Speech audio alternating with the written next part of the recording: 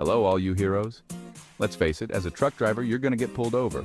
It's a fact of life out here on the asphalt ocean. You travel more miles, are easier to see, and are more likely to be observed, so your odds are greater. Might be a good thing, might not. Point is, it's going to happen.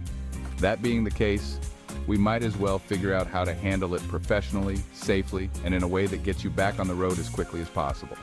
Watch till the end to hear the worst thing I ever said to an officer. I'm talking about a real head-scratcher that landed me in a heap of trouble. Learn from my mistakes, folks. All right, first things first, when you see those flashing lights in your rear view, the first thing you do after you've safely pulled over is to lock your doors. Now, I'm not saying all law enforcement officers are going to yank open your door without asking, but I've had it happen. It's probably more about their safety than anything else. They don't know you. They don't know what you are or aren't capable of. They are just being cautious. But these days, most of them will come up on the passenger side anyway. If they do, just crack the window a bit, be polite, and if they ask to open the door, just refuse politely. Tell them it doesn't open from the outside. It's about setting boundaries early on, you know? This should go without saying, but when those red and blues start flashing, you gotta find a safe haven for your rig. And no, I'm not talking about that greasy spoon you stopped at 3 exits back. You need to get that truck as far off the road as you can, but you also need to make sure you're not going to get stuck.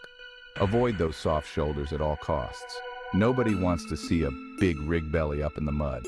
And here's the thing, you don't have to stop in a place that's unsafe for you, the public, or the officer. If you can't pull over right away, slow down a bit, hit those 4-way flashers, and find the first safe spot. It's better to be safe than sorry. Now you might be thinking, Mike, I just pulled over. Why in the world would I need to put my seatbelt back on? Well, my friend, it's all about showing that you're following the rules. Plus, it keeps you safe if something unexpected happens. And speaking of safety, let's talk about your dash cam. You got one, right? Good. As soon as you stop, hit record. If you've got a phone mount, even better. Start recording in selfie mode with the screen pointed at you. It's all about having your side of the story documented. Chapter 4. Logbook and Attitude. Before you even think about rolling that window down, take a second to switch that logbook to on-duty status. Look, I know it seems like a small thing and maybe even a waste of time, but you do not want to give the officer any reason to start digging. The less you give them, the better. Chapter 5. Be cool, hand in sight. All right, now that the prep work is done, it's time to face the music. Remember, politeness goes a long way. You may not agree with the reason for the stop, and that's okay, but now is not the time. Be polite, and for God's sake, try to smile. It's not a beauty contest, it's about showing that you're approachable and not a threat. And speaking of not being a threat, keep those hands where the officer can see them. I like to rest mine on the top of the steering wheel. This isn't about making the officer comfortable, although it probably does that. It's about keeping you safe. Remember, they're just doing their job, and they're probably a little on edge. Let's not make things any tenser than they need to be. Chapter 6. Paperwork and Patience. When the officer asks for your paperwork, and they will, you need to be ready. Keep it all organized in a binder and within easy reach. I keep mine on the dash right next to me, with my bill of lading on top. No fumbling around, no searching through glove compartments, just smooth and easy. And whatever you do, don't give the officer a hard time. Be patient. Answer their questions honestly and try to keep the conversation light. Chapter 7. Think before you speak. Now here's where a lot of folks trip up. When that officer asks you a question, you need to think before you speak. And whatever you do, don't say the worst thing I ever said to an officer. Seriously, it was a boneheaded move and it cost me. I'll tell you all about it at the end of this video, but for now, just remember, loose lips sink ships, or in this case, get you a night in the slammer. Chapter 8. Read the ticket carefully. All right, so you've been through the whole song and dance and the officer hands you a ticket. Don't just stuff it in the glove box. Take a minute and read it carefully. Make sure you understand the charges, how many days you have to respond to the court, and what your options are. And remember, you have the right to fight any ticket you receive. Chapter 9. Report bad behavior.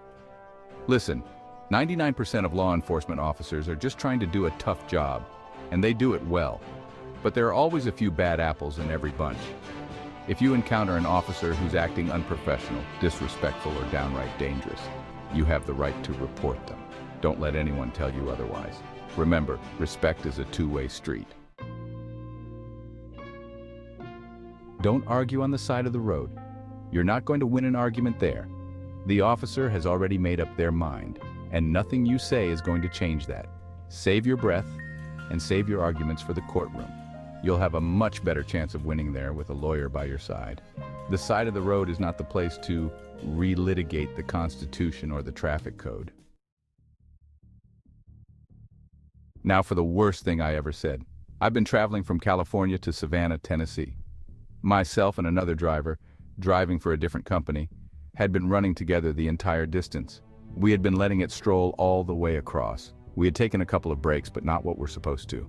I have no idea how fast we were going, but we were coming into the outskirts of Forest City, Arkansas, when traffic started getting a little heavy for the speeds we were going, so I let off of the throttle and had been coasting for quite a while. For several miles, in fact. Nobody had said anything about the trooper on the westbound side, and there were plenty of drivers out.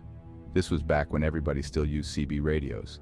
I saw a trooper going by on the westbound side, and he immediately cut through the median and came after us. I got pulled over, and the trooper came up to my truck. The first thing he said to me was, "Do you know how fast you were going?" I smiled and answered, "No, sir, my speedometer only shows 85 miles per hour. The needle was past, that is all I can tell you," which 85 was about the 5 o'clock position and the needle had been pointing straight down. The officer replied back, "You were doing 95 and a 65. I was young, 23 years old, not very wise, and a smartass, so I doubled down.